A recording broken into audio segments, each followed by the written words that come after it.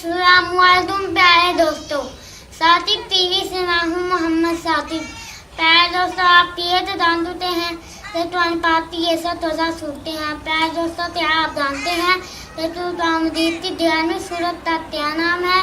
इसमें कितनी आयत और कितने रकू हैं?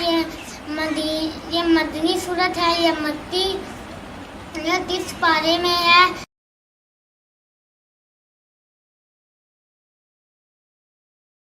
तो प्यारे दोस्तों, कुरान पाक की